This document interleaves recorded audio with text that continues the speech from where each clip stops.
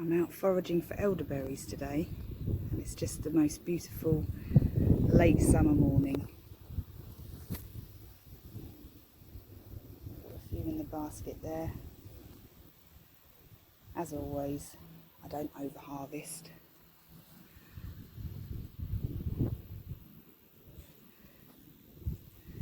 There's been a few blackberries gone in there as well today.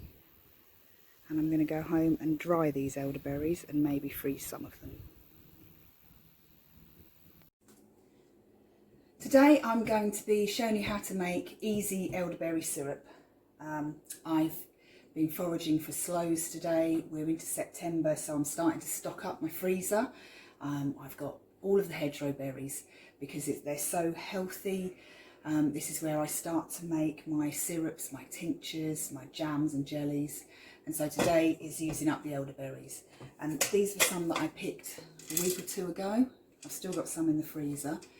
I'm not working by measurements. You just work with what you've got, really, work with eye. You shred off all the berries from the stalks. There's one there that I left earlier. When they're frozen, I find they come off easy and you can just pick them off with your fingers.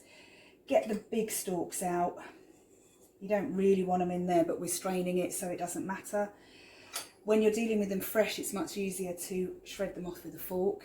But I find once they're frozen that the berries come off the stalks really easy. So we just get the big stalks out. As I say, it doesn't matter if there's a few little ones in there. You don't really want them in there. They're bitter, and in any quantity they can be a little bit toxic, like the leaves, but we're cooking everything and we're straining it, so it shouldn't be too bad. There we go. You can see that. That's mostly just berries. That's a big chunk of ice from the freezer. As you can see, war wounds from foraging. So you've got your berries there, and we're just going to cover them so they're just covered with a bit of water. And then I'm going to chop up a little piece of ginger, and you just do all this to taste. I don't want it being too gingery, but also I want the healthful benefits and a little kick of a taste. So I'm chopping up about that much ginger, and also popping in a little bit of a cinnamon stick. And we're just going to pop that on and bring that up to a boil for 10 minutes. And then in the meantime, I've got my bottles here, which I've washed, and then I'm going to pop in the oven on a low heat and sterilise them. It's always really important to sterilise your bottles because you don't want any moulds or fungus or anything nasty forming in there while they're sitting in the fridge. So I will just do all of that and come back to you in 10 minutes. And here we are, 10 minutes in, and it's all just bubbling and simmering away nicely. You can leave it 10 minutes, you could strain it from here or leave it up to 20. If it starts to boil dry or you start losing too much liquid, then just top it up with a little bit more water. I'm going to leave mine just a little bit longer.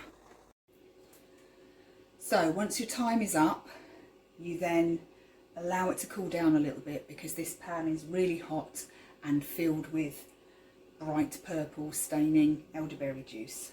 And I did not video myself pouring it out and squeezing the juice because it's liable to go everywhere and I didn't want to make any mistakes. But if I can just show you, here's the jug I used, and here is the muslin with the berries in. You can see how vivid purple that elderberry juice is. So just be careful with it, which is why I say allow it to cool down a little bit and then strain it through. And all you need is a jug, a sieve and a bit of muslin or cotton or something just to catch all the berries.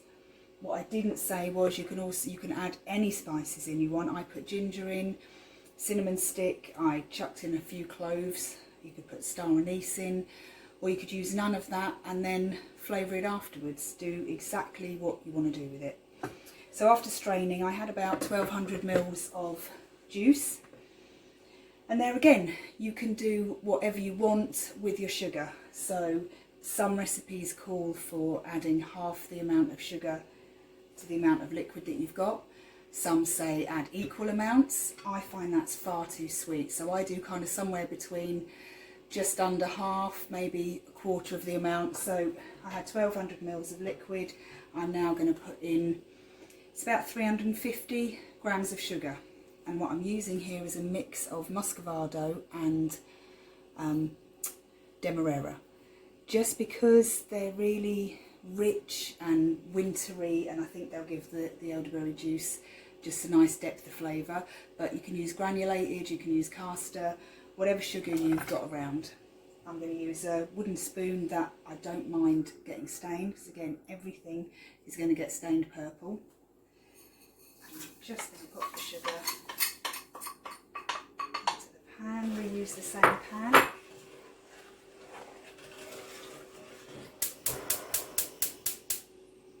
Have it on a really, really low, gentle heat.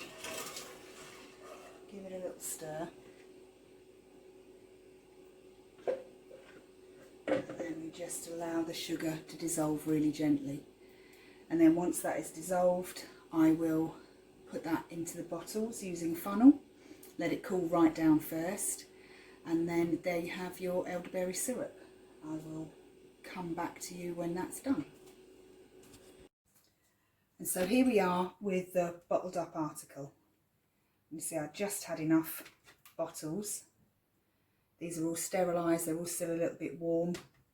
And what I've done is made some that are just plain, and then some I've put brandy in. If you want them to last a little bit longer, and you know that kids aren't going to be drinking them or anybody with health issues, then you can put a little bit of brandy in, and that will just preserve them a little bit longer. So an unopened bottle will keep in the fridge for about 6 weeks. And then once you've opened it, you should get a good couple of weeks out of it. And as I say, with a bit of brandy in, it should keep quite a bit longer. And you can take a teaspoonful as and when you need, if you get cold or flu or, you know, any virus going around. And you can also use it as a cordial in a nice hot drink.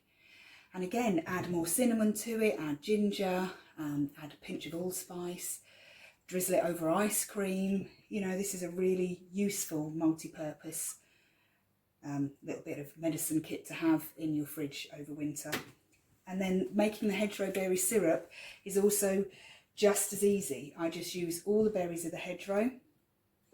So that would be rowan, hawthorn, rosehip, blackberry, elderberry, sloes, and just in that way throw them all in a pan, boil them down with any flavourings that you want to add in, strain that off, and then add the sugar to the juice, and you've got your syrup.